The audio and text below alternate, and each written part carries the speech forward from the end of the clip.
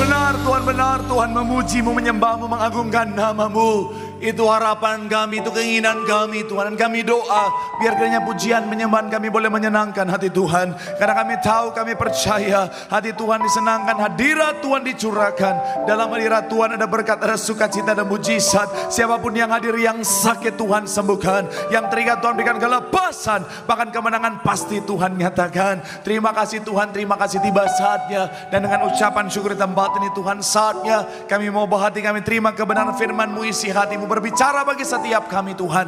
Ajar, didik, bentuk setiap kami, arahkan kami. Kami doa benih firman Tuhan bertumbuh, berakar dan berbuah. Kami yang terima firman bukan cuma duduk diam jadi pendengar, tapi kami boleh bangkit jadi pelaku-pelaku firman Tuhan. Bahkan kami doa itu Tuhan, kalau kami jadi pelaku firman Tuhan, rancangan Tuhan pasti jadi bagian dalam kehidupan setiap kami. Ucap berkat hamba-Mu yang Kau percaya untuk menyampaikan firman Bapa. Urapan Tuhan mengalir, sucikan layak untuk tubuhku si balik kaki salib-Mu Bapa. Jika dosa Tuhan mohon ampun dalam tubuh Kau yang berikan kekuatan. Kami percaya dalam pengurapan Tuhan dan kekuatan yang baru. Tuhan sanggup ubahkan hamba-Mu jadi luar biasa untuk jadi berkat. Semua yang hadir pasti diberkati sempurna. Isi hati-Mu yang disampaikan, segala kemuliaan buat Tuhan. Mari yang siap diberkati dengan sukacita, dengan iman, dengan bangga, sama-sama kita katakan amin. Tepuk tangan yang paling meriah buat Tuhan. Silakan duduk saudara. Terima kasih buat setiap rekan-rekan yang sudah melayani dengan luar biasa. Dan dari mimbar ini saya mau sampaikan salam damai sejahtera, shalom.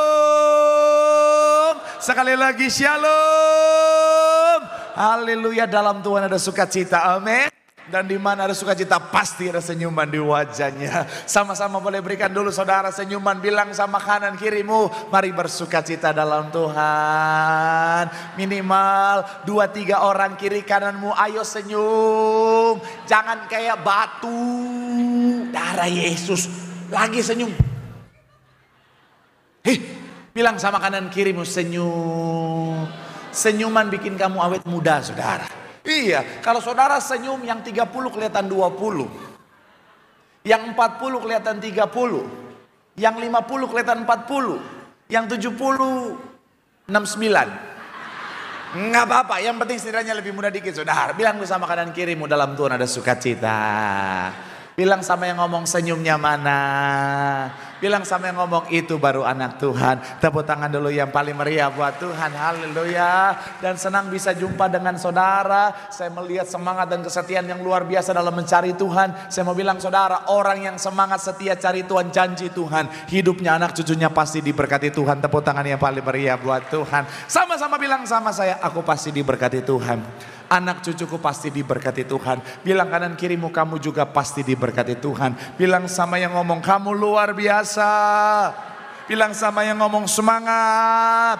Tepuk tangan yang paling meriah sekali lagi buat Tuhan. Haleluya. Yuk, yang bawa Alkitab kita mau angkat Alkitab kita. Alkitab juga boleh, Alkitab juga boleh. Yang gak bawa Alkitab angkat tangan juga boleh. Sama-sama dengan iman percaya. Sama-sama kita katakan dalam nama Tuhan Yesus, aku percaya Alkitab ini adalah firman Tuhan. Setiap kata kalimatnya sanggup memberkati aku. Dan hari ini aku pasti diubahkan, aku pasti dipulihkan dalam nama Tuhan Yesus. Sama-sama kita katakan amin. Kita buka Yeremia 29 ayatnya yang ke-11. Yeremia pasal yang ke-29 ayatnya yang ke-11. Amin. Hainya potong dikit sedikit, tolong boleh dibantu. Jadi hainya potong sedikit. Yuk sama-sama kita buka Yeremia 29 ayatnya yang ke-11. Saya percaya banyak yang hafal ayat ini. Sama-sama kita baca 3. Ya, sebab aku ini mengetahui rancangan-rancangan apa yang ada padaku mengenai kamu, demikianlah firman Tuhan, yaitu rancangan damai sejahtera dan bukan rancangan kecelakaan, untuk memberikan kepadamu hari depan yang penuh dengan,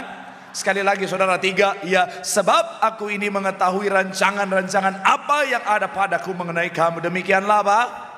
Yaitu rancangan damai sejahtera dan bukan rancangan kecelakaan, untuk memberikan kepadamu apa? Hari depan yang penuh dengan. Saya mencatat di sini saudara, sejak semula Tuhan punya rancangan bagi setiap kita. Sama-sama bilang sama saya, rancangan Tuhan. Amin. Nah, tapi begini saudara, bicara tentang rancangan Tuhan. Rancangan Tuhan itu saudara, sebelum kita mencapai yang namanya tujuannya, ada yang namanya proses. Sama-sama bilang sama saya, proses. Amin. Dan dalam konteks proses ini saudara, itu berbeda-beda bagi setiap orang saudara. Makanya dalam proses ini butuh yang namanya kesabaran. Sama-sama bilang sama saya, kesabaran. Amin. Kemarin saya bahas ini saudara, ibadah tengah minggu saudara. Kalau saudara hadir hari tengah minggu, hari Selasa, hari Rabu saudara, saya percaya berkatnya double hari ini. Haleluya. Jadi sekali lagi saudara, bahwa di dalam bicara tentang yang namanya mencapai tujuan Tuhan, ada yang namanya proses. Dan disinilah salah satu yang amat sangat kita butuhkan, yaitu bicara tentang apa? Kesabaran. Makanya kalau saudara ingat minggu lalu kita bicara tentang buah-buah roh, salah satu yang Tuhan mau kita miliki adalah kesabaran. Sama-sama Galatia 5 ayat 22. 3, iya. Tetapi ialah kasih, sukacita, damai sejahtera, kesabaran, kemurahan, kebaikan, dan apa? Kesetiaan. Sama-sama bilang sama saya, kesabaran itu penting. Amin. Nah, tapi begini saudara, sayangnya bicara tentang dunia yang kita jalani hari-hari ini saudara, ternyata ngalamin satu fenomena, beberapa jurnal mencatat, beberapa studi mencatat adanya tren peningkatan ketidaksabaran atau rising impatience. Nah, saya mau bilang saudara, secara sosial ada banyak orang ngalamin yang namanya ketidaksabaran. Beberapa peneliti psikologi dan juga sosiologi global menemukan satu fenomena saudara, bahwa masyarakat yang hari-hari ini ada sebagian besar masuk pada yang namanya masyarakat yang tidak sabar atau impatient society saudara. Jadi memang kalau bicara tentang orang-orang zaman dulu, memang mereka bisa hanya hari saudara. Saya akan ajak saudara membahas sama-sama saudara bicara tentang kunci memiliki kesabaran spesifik dalam proses Tuhan. Sama-sama bilang sama saya, kunci memiliki kesabaran. Sama-sama bilang sama saya, kesabaran dalam proses Tuhan. Amin. Doa saya melalui firman Tuhan hari ini, saudara dan saya menjadi pribadi-pribadi anak-anak Tuhan yang mampu sabar dalam segala keadaan dalam proses Tuhan, sehingga rancangan Tuhan menjadi bagian setiap kita. Tepuk tangan dulu yang paling meriah buat Tuhan. Haleluya. So, apa kunci memiliki kesabaran dalam proses Tuhan? Yang pertama adalah percaya akan waktu Tuhan. Sama-sama bilang sama saya, percaya waktu Tuhan. Sama-sama bilang sama saya, percaya waktu Tuhan. Amin. Pengkhotbah 3 ayat 1 sama-sama kita baca. Pengkhotbah 3 ayatnya yang pertama. Yuk, yang sudah di sana boleh bilang aku diberkati. 3 ya. Untuk apapun di bawah langit ada apa? Sekali lagi 3 ya. Untuk segala sesuatu ada masanya. Untuk apapun di bawah langit ada apa? Saya mencatat di sini saudara, segala sesuatu ada waktunya. Dan saudara dan saya, kita kalau mau dapat hasil yang terbaik, kita harus sesuai dengan timingnya. Contoh kita masak nasi, either itu bicara tentang nasi yang biasa atau nasi yang instan, semua ada waktunya. Kalau kita paksakan sebelum waktunya, tentunya hasilnya nggak baik saudara. Nasinya bisa keras, even mie instan kalau kita makan di saat dimana dia belum siap benar-benar sesuai dengan waktunya, akhirnya apa? Nggak baik buat kesehatan lambung kita. Saya mau bilang saudara, dalam kehidupan kita juga sama. Segala sesuatu ada masanya, segala sesuatu ada waktunya. Jangan kita paksakan harus ikutin waktu kita saudara. Karena sekali lagi saya mau bilang saudara, segala sesuatu ada waktunya. Begitupun kita dalam konteks rancangan Tuhan. Tuhan punya timingnya. Dan makanya dalam ilmu teologi ada yang namanya kairos waktu Tuhan, ada yang namanya kronos waktu manusia. Jangan paksakan pakai waktu kita, tapi pastikan yang kita pakai adalah waktu Tuhan. Kenapa? Karena waktu Tuhan selalu yang terbaik. Yang setuju boleh berikan tepuk tangan yang paling meriah buat Tuhan. Contoh tokoh-tokoh dalam Alkitab. Yusuf ketika dapat mimpi sekitar usia 17 tahun saudara. Tentunya dia mau habis itu langsung dia dapat yang namanya posisi sebagai seorang perdana menteri. Tapi ternyata tidak. Alkitab mencatat kurang lebih 30 tahun baru dia akhirnya apa saudara? Di usia 30 baru dia capai saudara. Artinya 13 tahun dia menanti. Kalau bicara tentang Daud kurang lebih 13-14 tahun tetapi menjadi raja dia di usia 30 tahun saudara. Ada kurang lebih 17 tahun proses penantiannya. Dan saya mau bilang saudara, Tuhan izinkan waktu itu karena memang waktu itulah yang mematangkan Yusuf. Waktu itulah yang mematangkan Daud. Sehingga ketika dia di posisi itu, mereka dalam kondisi yang siap. Katakan amin. Makanya dalam kehidupan setiap kita, belajar percaya akan waktu Tuhan. Jangan kita yang maksa Tuhan. Saya ngerti kalau mau ikut kedagingan kita mau, contoh kita berdoa, kita mau hari ini kita doa, hari ini Tuhan jawab. Kalau perlu detik ini kita doa, detik ini Tuhan jawab. Kalau perlu kita belum doa, Tuhan udah jawab. Ya kan? Tapi kan segala sesuatu ada waktu Tuhan, betul? Saudara yang lagi minta doa soal pekerjaan, Tuhan tahu keadaanmu, Tuhan tahu kebutuhanmu, dan Tuhan tahu kapan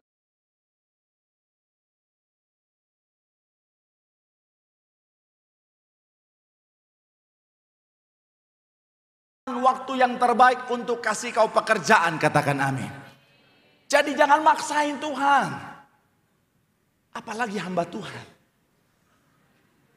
Karena ada banyak jemaat kadang-kadang hamba Tuhan sampai diteror. Pak, kok saya belum dapat pekerjaan? Saya nggak tahu. Oh Tuhan, saya mau bilang ada waktu Tuhan. Apalagi yang jomblo-jomblo. Pak, kok saya belum dapat jodoh? Nggak tahu. Karena kadang-kadang maksa. Pak tolong. Ya saya juga lama nungguin jodoh. Iya loh. Saya aja pendeta lama nungguin jodoh. Padahal saya udah nyanyi. Kalau ada 9 nyawa darah Yesus. Saya mau bilang saudara, belajar percaya waktu Tuhan, amin. Sekali lagi kita mau yang cepat, tetapi Tuhan gak pernah terlalu cepat, Tuhan gak pernah terlambat, Dia tepat pada waktunya. Tepuk tangan yang paling meriah buat Tuhan. Gereja ini saudara benar-benar mengikuti timeline-nya Tuhan. Makanya apa saudara? Ada waktunya akhirnya jadi luar biasa seperti hari ini. Gembala sidang kita, waduh, semuanya waktu Tuhan yang luar biasa yang terjadi. Saya dalam perjalanan kehidupan saya juga, sedikit cerita saudara, 2007 saya nyampe ke Jakarta kan. Kalau mau ikutin waktu saya, begitu nyampe langsung sukses, betul ya? Kalau mau ikutin waktu saya, Tuhan nyampe sukses. Jadi artis, kan waktu itu mau jadi seorang artis. Tapi kenyataannya enggak juga, prosesnya panjang juga. Casting sana sini gagal. Akhirnya dapat pun peran. Itu peran saya di calling jam 7 pagi datang ke lokasi. Sampai sore enggak syuting. Sampai jam 10 malam baru syuting. Itu pun cuma masuk terus ngomong, gimana bang? Oke, keluar lagi. Dari jam 7 pagi sampai jam 10 malam cuman, gimana bang? Oke, gitu doang saudara. Berjuang terus. Akhirnya, setelah itu saudara, singkat cerita saudara, ditelepon lagi sama agensi saya. Sel, besok kamu syuting peran utama. Enggak, itu lagi contohin acting saya yang bagus ini saudara. Kamu peran utama. Dalam hati saya sudah siap jadi bintang. Waktu itu kan saudara saya padahal nggak casting saudara. Tapi langsung ditelepon peran utama dalam hati saya. Mungkin yang pas saya ngomong yang gimana bang? Oke. Mereka bisa melihat talenta saya itu saudara. Jadi mereka langsung kasih peran utama. Karena mereka tahu saya bertalenta. Iya. Singkat cerita jam 7 pagi saya udah datang, jam 8 pagi saya udah datang. Akhirnya begitu nyampe langsung masuk ruang makeup. Memang kalau selebriti beda saudara. Masuknya ruang makeup. Tapi yang menarik adalah mereka fokus untuk make upin rambut saya, bukan wajah saya saudara. Singkat cerita saya sudah selesai make up, saya tungguin skripnya kok gak datang-datang. Kan biasa kalau pemeran utama kan banyak ngomongnya kan. Tapi skripnya belum datang-datang. Saya pikir oh apa mungkin karena mereka tahu saya punya talenta aktor yang luar biasa. Dari adegan, gimana bang? Oke. Mereka melihat ada aura-aura Reza Rahardian dari diri saya saudara. Jadi saya nggak apa-apa. Mereka belum kasih nggak apa-apa. Katanya nanti diarahkan sama sutradara. Oke. Jam 12 siang saudara, siang-siang saya ini dipanggil. Oke. Mulai adegan. Saya maju ke depan ke set yang udah mereka set.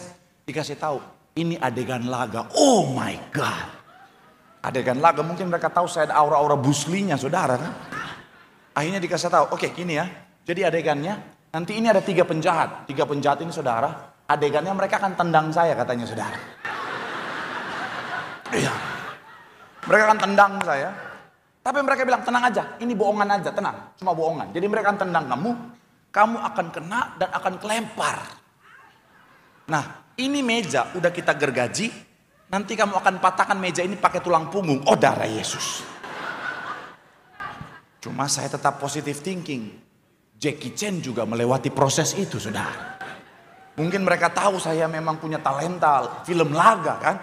Jadi ya udah, dalam hati saya nggak apa-apa. No pain, no gain, saudara. My life, my adventure, saudara. No smoking, saudara. Akhirnya mulai. Pas udah siap, 3 orang itu sudah di depan saya, sutradara. Kamera, roll, action, ditendang. Duar, katanya main-main, masuk beneran. Saya kelempar, saya patahin itu meja.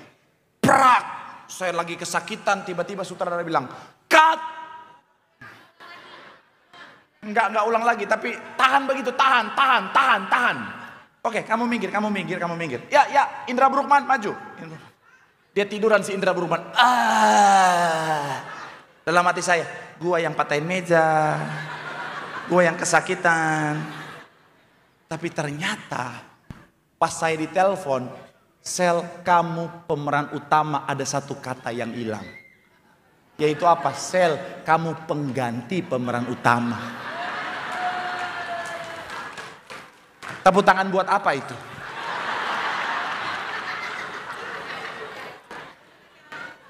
Udah kecewa, sakit hati, sakit pinggang. Sutradaranya datang. Nanti ini ada meja berapa lagi kamu patahin ya? Oh darah Yesus. Oh Tuhan, saya bilang, Tuhan kok gini amat, waktu Tuhan kapan aku sukses nih Tuhan, kapan? Nah saya mau bilang saudara, di dalam penantian, dalam proses ini, sekali lagi kesabaran amat sangat dibutuhkan. Kenapa? Karena dalam proses ini iblis akan memanfaatkan situasinya. Boleh munculkan lagi gambarnya? Dalam proses ini kalau kita nggak sabar, iblis akan kirimkan yang namanya cobaan dan godaan. Untuk apa? Untuk supaya menggagalkan kita mencapai tujuan Tuhan. Dan saya mau bilang saudara, yang paling mengerikan bahwa godaan ini, cobaan ini bisa berupa tawaran jalan pintas untuk mencapai tujuan, tapi sebenarnya perangkap untuk menggagalkan setiap kita. Sekali lagi, yang namanya cobaan dan godaan ini seakan-akan bisa membawa kita jalan pintas menuju tujuan, tapi sebenarnya mau menggagalkan kita. Waktu itu saudara, dalam kondisi yang lagi pusing karena nggak sukses-sukses, ada tawaran datang sama saya di telepon sama seorang yang penting di sebuah PH. Ini orang penting banget, dia penentu, decision maker saudara. Saya kenal dia, terkenal saudara. Dia telepon saya, dia bilang, Sel, saya sudah lihat acting kamu. Kamu datang, kita meeting di restoran depan PH. Dalam hati saya, ini kayaknya memang jalan terbuka. Singkat cerita, saya datang pagi-pagi. Pagi-pagi saya udah telepon mami saya, doa sama mami saya. Pagi-pagi saya datang saudara di restoran itu saudara. Saya tunggu di restoran dan benar dia datang dengan 3 skrip sinetron stripping. Dia kadang-kadang saya panggil Mas, kadang-kadang saya panggil Bang. Tapi kali ini kita sebut dia Mas Bang misalnya saudara. Dia bawa 3 skrip, dia bilang, Sel, ini saya punya tawaran 3 judul sinetron stripping. Semuanya kamu pemeran utamanya. Wow, cius Mas Bang. Cius. Dalam hati saya sudah siap jadi selebriti saudara. Tapi dia bilang begini, tapi ada syaratnya. Apa tuh Mas Bang? Kamu jadi pacar saya.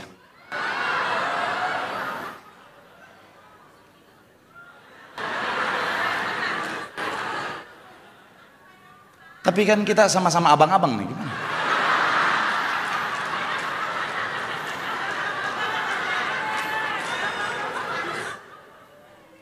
Misi apa Bang? Saya ke kamar mandi, saya telepon mami saya, Mi, bener dapat tawaran. Tapi diajak pacaran sama Mas Bang. Oh my God! Oh Tuhan. Saya balik lagi, saya bilang sama Mas Bang. Mas Bang, ini tawaran memang bagus sekali. Iblis di pojok udah. Terima. Tapi saya bilang begini sama Mas Bang. Mas Bang, aku tuh waktu dari Manado aku dapat ayat. Aku akan membukakan jalan yang tertutup bagimu. Meratakan jalan di depanmu. Menyediakan harta benda yang tersembunyi. Walaupun memang lagi tersembunyi banget pada saat itu saudara. Jadi saya bilang begini, Mas Bang, aku tuh pengen suatu hari nanti kalau sukses, Aku mau beri kesaksian bagaimana Tuhan bekerja dalam karir saya.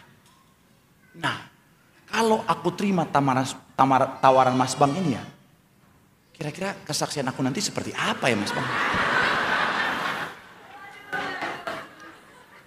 Itu saya lihat mukanya merah, marahnya minta ampun. Dia ambil itu 3 skrip.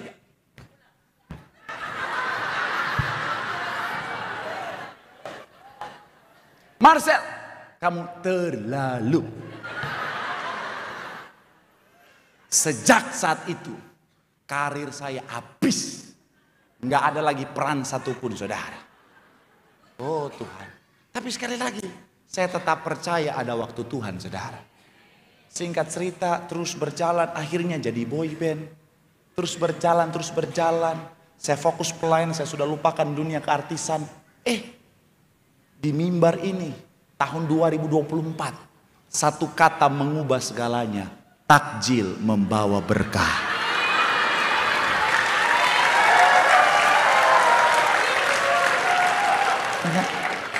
Saya tadi malam diundang di ulang tahunnya Dr. Richard Lee, saudara.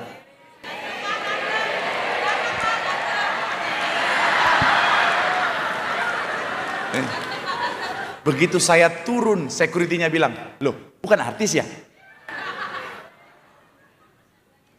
Tapi habis itu, security yang satu bilang, itu pendeta. Oh pendeta, oh iya. Masuk duduk di sofa, saudara. Saya duduk di situ, saudara. Saya lihat orang-orang terkenal, artis-artis terkenal yang saya percaya saudara pasti kenal semua. Bang Hotman dan kawan-kawan ada di sana semua, saudara. Saya duduk aja, saudara, diam-diam. Saya seperti domba yang tak bercacat celah di situ, saudara. Iya. Tapi yang saya kaget, orang-orang terkenal itu ketika mereka mau lewat, karena memang saya di jalurnya, saudara. Mereka lewat. Mereka semua satu-satu nyamperin saya. Pendeta Marcel, pastor. Gue fans banget sama pastor. Aduh pastor gitu. Dalam hati saya, Tuhan. Mereka kenal gue, Tuhan. Sayup-sayup terdengar. Siapakah aku ini, Tuhan. Sampai Bang Hotman dari ujung dia udah cerita-cerita. Oh kami lagi target 300T. Masing-masing mau capai 300T dalam hati saya. Saya tinggal nunggu Bang Hotman datang dan bilang, pendeta Marcel, kamu sebenarnya anakku. Saya lagi tunggu itu, saudara. Saya sudah siap pelayanan pakai Lamborghini, saudara. Tapi ternyata tidak. Bang Hotman datang, dia cuma bilang begini, pendeta Marcel, pernah naksir jemaat gak? Oh darah Yesus.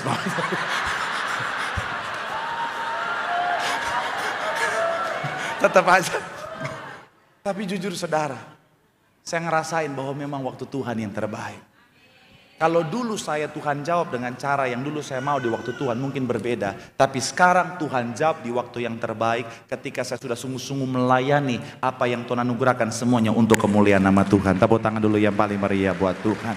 Makanya saya mencatat di sini saudara, Adam Kapa dia bilang begini saudara, percayalah pada waktu Tuhan. Lebih baik menunggu beberapa saat dan segala sesuatunya berjalan dengan baik daripada terburu-buru dan segala sesuatunya berantakan. Sekali lagi perhatikan, apalagi anak-anak muda, percayalah pada waktu Tuhan. Lebih baik menunggu beberapa saat dan segala sesuatunya berjalan dengan baik daripada terburu-buru dan apa? Segala sesuatunya berantakan.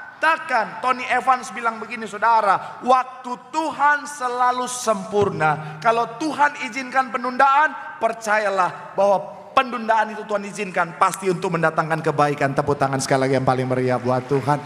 Bilang sama kanan kirimu, percaya waktu Tuhan. Bilang sama yang ngomong, waktu Tuhan pasti yang terbaik. Tepuk tangan sekali lagi yang paling meriah buat Tuhan. Haleluya. Yang kedua, apa kunci milik kesabaran? Yang kedua, percaya cara Tuhan. Sama-sama bilang sama saya, percaya cara Tuhan. Amin. Roma 8 ayat 28, sama-sama kita baca. 3, ya kita bahwa Allah bagi mereka yang, yaitu bagi mereka yang terpanggil sesuai dengan apa? Sama-sama bilang sama saya, Allah turut bekerja. Amin. Yesaya 55 ayat 8 sampai 9, sama-sama 8, 9, 3, ya. Sebab bukanlah rancanganmu dan demikianlah firman Tuhan, seperti tingginya langit dari bumi, demikianlah tingginya. Oh, pengangkatan sudah terjadi. Tiga, ya, seperti demikianlah. Dan rancanganku dari apa? Saya mencatat di sini saudara, seringkali ada banyak orang tahu akan waktu Tuhan, tetapi ketika mereka menjalaninya ada banyak orang bilang begini, aduh Tuhan, aku tahu waktumu yang terbaik, tapi kalau jalannya seperti ini berat Tuhan. Aku tahu waktumu yang terbaik, tapi kalau situasinya seperti ini berat Tuhan. Saya mau bilang saudara, seringkali jalan Tuhan itu begitu sulit, gak sesuai dengan jalan kita. Tapi saya mau bilang saudara, kalau Tuhan izinkan kita lewat situ, pasti yang terbaik, katakan amin. Saya kasih gambaran buat saudara. Kadang-kadang memang Alkitab mencatat jelas bahwa jalan kita seringkali dengan jalan Tuhan itu berbeda. Tuhan selalu punya jalan yang lebih baik. Kadang-kadang kita mau gambar selanjutnya, kita mau, oh aku dari sini langsung sampai situ. Ternyata tidak. Jalannya Tuhan seringkali berliku-liku. Contohnya Yusuf tadi saudara. Ketika dia mimpi saudara, harusnya dalam pemikiran yang gampang, cepat langsung jadi Perdana Menteri. Ternyata prosesnya berliku-liku. Dijual jadi budak, akhirnya naik di rumah Tuan Potifar jadi tuan rumah. Kemudian difitnah lagi, masuk penjara, dan terus baru akhirnya sampai yang namanya jadi seorang yang punya kuasa atas Mesir. Begitupun Daud, harusnya setelah diurapi langsung jadi raja, tapi ternyata jalannya Tuhan berbeda. Harus ngalamin yang namanya situasi yang tidak mudah, berhadapan dengan Goliat, baru akhirnya dikejar-kejar Saul dan seterusnya, baru akhirnya jadi raja. Saya mau bilang saudara, melalui caranya Tuhan, mereka akhirnya dibentuk untuk menjadi pribadi-pribadi yang luar biasa. Saya mau bilang sekali lagi saudara, belajar percaya akan cara Tuhan, katakan amin. Gembala sidang kita dulu pengennya saudara, jalannya adalah apa? Menjadi petapa saudara di gunung. Tapi ternyata apa? Jalan Tuhan lebih luar biasa. Beliau bersama dengan Ibu Gembala membangun gereja yang luar biasa yang diberkati Tuhan. Tepuk tangan dulu yang paling meriah buat Tuhan. Sekali lagi saya mau bilang saudara, belajar percaya caranya Tuhan. Amin. Kadang-kadang memang kita sudah atur, sudah planning, tapi sudah Tuhan selalu punya cara yang jauh lebih baik. Amin. Ada satu kisah yang pernah saya baca. Ada seorang pelayar yang dia suka belayar sendirian saudara. Singkat cerita, di tengah laut badai datang tiba-tiba dan menghancurkan kapalnya. Akhirnya dia tenggelam dan terdampar di pinggir pantai di sebuah pulau yang sepi tak berpenduduk. Akhirnya saudara, untuk bertahan hidup dia membangun gubuknya sendiri saudara. Dan sampai gubuk itu jadi semua hartanya, semua yang dia miliki yang bisa membuat dia bertahan hidup, dia taruh di sana saudara. Singkat cerita saudara, karena satu kelalaian, akhirnya apa saudara? Api membakar semuanya. Dia stres, dia depresi, dia bilang, Tuhan, kenapa kau izinkan semua ini terjadi? Ini satu-satunya caraku untuk bisa bertahan hidup di pulau yang sepi ini. Tapi kenapa kau izinkan semua ini terjadi? Tapi nggak lama setelah akhirnya bicara tentang apinya reda, satu kapal datang dan bilang apa? Kami datang karena kami melihat dari jauh ada sinyal asap yang membumbung tinggi ke langit. Makanya kami datang untuk menyelamatkanmu. Yang dia pikir salah, tapi kalau Tuhan bekerja di sana, mendatangkan kebaikan dalam kehidupannya. Tepuk tangan yang paling meriah buat Tuhan. Imam musik boleh siap-siap. Pesan saya buat saudara, saya nggak tahu apa yang sementara saudara jalani, tapi kalau Tuhan izinkan kehancuran untuk rencanamu, percayalah Tuhan punya rencana yang jauh lebih. Sebelum rencana itu yang menghancurkan kita, kita sudah planning nih, bisnis akan kita bangun, Tuhan hancurkan karena Tuhan tahu di depan bisnis ini bisa menghancurkan kita.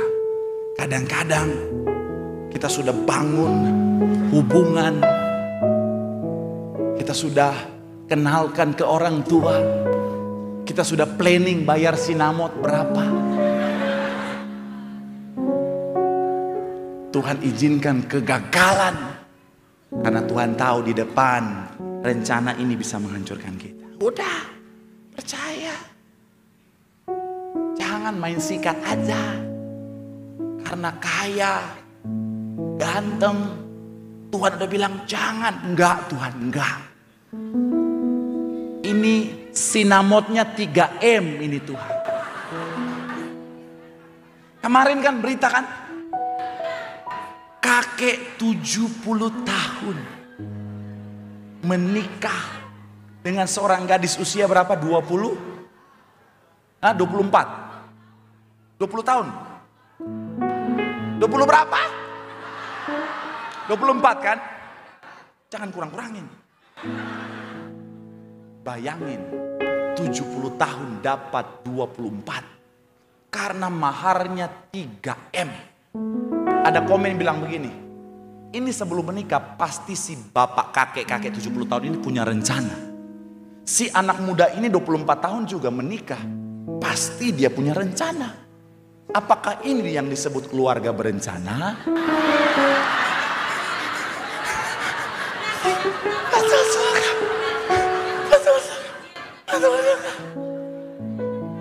Walaupun ternyata setelah malam mereka bersama, si kakek menghilang, bawa kabur motor lagi, saudara. Di sisi lain kalau saya ketemu sama si kakek itu, saya akan bilang, respect kakekku. Ngeri. Makanya ingat baik, selalu tanya Tuhan. Saya suka kagum sama Ibu Gembala, kenapa? Karena setiap berencana Ibu selalu bilang begini, Ibu tanya Tuhan dulu ya. Ibu tanya Tuhan dulu ya. Kalau secara logika kita kan Ibu pengalaman hidupnya begitu banyak. Dengan kecerdasan yang luar biasa, Ibu pasti bisa langsung tahu apa yang terbaik. Tapi Ibu selalu, Ibu tanya Tuhan dulu ya. Kenapa? Karena Ibu tahu rancangan Tuhan, rencana Tuhan selalu yang terbaik. Inilah tugas kita, saudara. Sekali lagi saudara, bilang sama kanan kirimu, percaya rancangan Tuhan. Rancangan Tuhan selalu yang terbaik. Tepuk tangan yang paling meriah buat Tuhan. Yang terakhir, apa kunci memiliki kesabaran dalam proses Tuhan? Meminta kekuatan dari Tuhan. Sama-sama bilang sama saya, minta kekuatan dari Tuhan. Ayat terakhir kita Filipi 4 ayat 13 sama-sama. 3 ya. Segala perkara dapat. Saya mencatat di sini saudara, untuk sabar seringkali tidaklah mudah. Ada saat kita kuat, ada saat kita lemah. Ada saat dimana kita sanggup, ada saat dimana kita bilang, aduh, capek Tuhan. Capek Tuhan. Aku tahu ada waktu Tuhan, aku tahu jalan Tuhan yang terbaik. Tapi capek Tuhan. Kayaknya aku udah gak sanggup lagi deh Tuhan. Utangku gak lunas-lunas Tuhan. Rumah tanggaku gak pulih-pulih Tuhan. Suamiku gak berubah-berubah Tuhan. Istriku gak berubah-berubah Tuhan. Orang tuaku gak berubah-berubah Tuhan. Anakku gak berubah-berubah. Mertuaku gak berubah-berubah Tuhan. Keadaanku, kesehatanku gak berubah-berubah Tuhan. Saat inilah kita harus sadar. Kalau kita rasa gak kuat, kalau kita ngerasa gak sanggup, artinya kita sementara menjalani semuanya dengan kekuatan kita sebagai manusia yang terbatas itu. Makanya beralih dari yang pakai kekuatan sendiri menjadi meminta kekuatan. Karena kekuatan dari Tuhan tidak terbatas. Tepuk tangan dulu yang paling meriah buat Tuhan. Gereja ini kalau pakai kekuatan sendiri nggak akan sampai sejauh ini. Tapi karena pakai kekuatan Tuhan, sampai hari ini bahkan kita percaya sampai kedatangan Tuhan yang kedua kali dipakai Tuhan dengan luar biasa. Tepuk tangan dulu yang paling meriah buat Tuhan. Keluarga saya ngalamin proses yang tidak mudah. Mami saya pernah kehilangan cici saya di usia yang masih sangat muda. Tapi mami saya bilang begini, puji Tuhan mami punya Tuhan. Karena kalau enggak, mami enggak kuat sampai hari ini.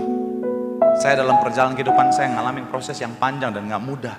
Tapi saya mau bilang saudara, kalau saya boleh lihat ke belakang, evaluasi apa yang saya lewati. Secara manusia saya enggak kuat. Iya, saya enggak mampu. Hidup susah, terlantar, dihina, difitnah, diserang orang, dijatuhkan orang. Karena saya bilang Tuhan, gak kuat Tuhan. Tapi kalau saudara boleh lihat saya kuat sampai hari ini, kuncinya adalah apa? Lutut yang bertelut di hadapan Tuhan. Makanya saya akan tutup dengan begini saudara. Kalau semuanya terasa berat, berlututlah dan berdoalah.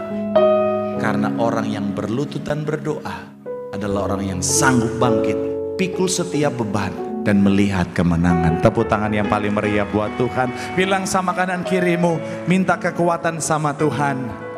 Karena kekuatan dari Tuhan membuat kita cakap menanggung segala perkara. Tepuk tangan sekali lagi yang paling meriah buat Tuhan. Yang diberkati, boleh lambaikan tanganmu. Sorak-sorai yang paling meriah buat Tuhan. Haleluya.